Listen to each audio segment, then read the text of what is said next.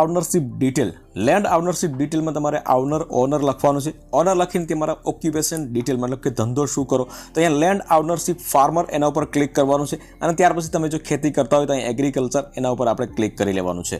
ત્યાર પછી તમારે જમીનની વિગત ઉમેરવા માટે અહીંયા ફેચ લેન્ડ ડિટેલ એના ઉપર આપણે ક્લિક કરવાનું છે. તો ફેચ લેન્ડ ડિટેલ ઉપર ક્લિક કરશે એટલે તમારે અહીંયા જ્યાં જમીન હોય તમારી ત્યાં જિલ્લો, તાલુકો અને ગામ આ ત્રણ વસ્તુ તમારે સિલેક્ટ કરવાની છે.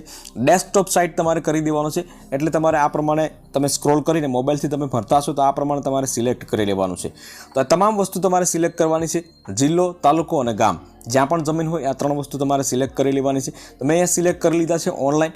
ત્યાર પછી તમારે સર્વે નંબર તમારા ટાઈપ કરવાના છે. અહીંયા તમારા સર્વે નંબર જે પ્રમાણે હોય એ પ્રમાણે ટાઈપ કરો અહીંયા. ત્યાર પછી સબ સર્વે નંબર ટાઈપ કરો અને ત્યાર પછી તમે સબમિટ ઉપર ક્લિક કરવાનું છે. તો હું પહેલાં સર્વે નંબર અને સબ સર્વે નંબર ટાઈપ કરી લીધા છે મેં અહીંયા. અને ત્યાર પછી હું સબમિટ ઉપર ક્લિક કરીશ એટલે ફરી એક વખત તમારે સર્વે નંબર ટાઈપ કરવાના છે. નીચે સ્ક્રોલ કરશો એટલે અહીંયા ફરીથી તમારે સર્વે નંબર ટાઈપ કરવાના છે. અને પેટા સર્વે નંબર ઓનલાઈન તમારા અહીંયા આવી જશે તો એ પેટા સર્વે નંબર પર તમારે સિલેક્ટ કરી લેવાના છે. હવે તમે 2-4 નામ હોય તો તમે એમાં જેનું પણ ફોર્મ ભરતા હોય તો એનું નામ તમારે અહીંયા સામે રાઈટ ક્લિક કરીને તમારે સિલેક્ટ કરવાનું છે. તો હું અહીંયા લાસ્ટમાં જે નામ છે એનું ભરું છું અત્યારે ફોર્મ. તો હું અહીંથી ડાયરેક્ટ સિલેક્ટ કરી લઈશ. સિલેક્ટ કરશો એટલે ડાયરેક્ટ તમારી ડિટેલ જે છે આગળની આવી જશે. એમાં પછી બહુ જાજી ડિટેલ ભરવાની નથી. તો સૌપ્રથમ તો આપણે અહીંયા ડિટેલ ક્લિક કરી લીધું છે એટલે આ પ્રમાણે ડિટેલ આવી જશે. હવે આમાં તમારે ફાર્મ લેન્ડ ટાઈપ કરીને છે તેમાં એગ્રીકલ્ચર ટાઈપ કરવાનું છે. એગ્રીકલ્ચર ટાઈપ કરી લેશો એટલે તમારે અહીંયા ઓનર નેમ જે છે તેમાં તમારું નામ હોવું જોઈએ. અને ત્યાર પછી આઈડેન્ટિફાયર નામમાં તમે સીઓ મતલબ કે કેર ઓફ એમાં માતા પિતાનું નામ લખી શકો છો. અથવા તો પિતાનું નામ હોય તો તમારે અહીંયા સન ઓફ મતલબ કે એસો સિલેક્ટ કરીને તમારા પિતાનું નામ તમારે લખવાનું છે. બરાબર. ડીઓ મતલબ ડોટર ઓફ જો છોકરીના નામ ઉપર હોય ને એના પિતાનું નામ લખવાનું હોય પાછળ તો અહીંયા ડીઓ સિલેક્ટ કરવાનું છે. તો કોઈ પણ એક ઓપ્શન તમને જે પણ લાગુ પડતું હોય વાઇફ ઓફ તમે સિલેક્ટ કરી શકો છો. તો હું અહીંયા એસો સિલેક્ટ કરી અને અહીંયા તમારું આઈડેન્ટિફાઈડ નામ કરીને તમારા પિતાનું નામ મતલબ કે ટાઈપ કરી લઉં છું. અને ત્યાર પછી તમારે અહીંયા એડ લેન્ડ ડિટેલ નીચે ક્લિક કરશો એટલે તમારી એક સર્વે નંબરની જમીન છે એ તમારે અહીંયા એડ થઈ જશે.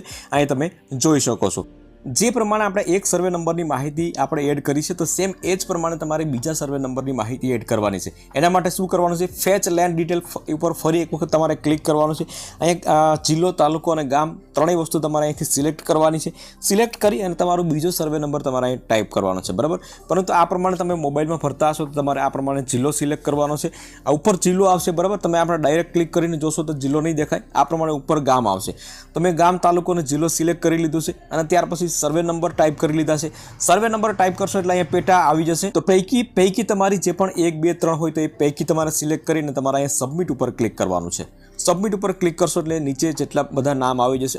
ફરી એક વખત તમારે સર્વે નંબર ટાઈપ કરવાનો છે. અહીંયા મિત્રો સર્વે નંબર ટાઈપ કરીને તમારે અહીં પૈકી તમારે ઓનલાઈન સિલેક્ટ કરવાની છે. તો હું અહીંયા પૈકી ઓનલાઈન સિલેક્ટ કરી લઉં છું. જે પણ તમારી હોય એ સિલેક્ટ કરશો. અને ત્યાર પછી તમારે નીચે જેટલા 7-12માં નામ હશે એ તમામના નામ આવી જશે. જે પ્રમાણે આપણે પહેલા સર્વે નંબરમાં નામ સિલેક્ટ કર્યું છે તો સેમ એ જ પ્રમાણે નામ સિલેક્ટ કરો.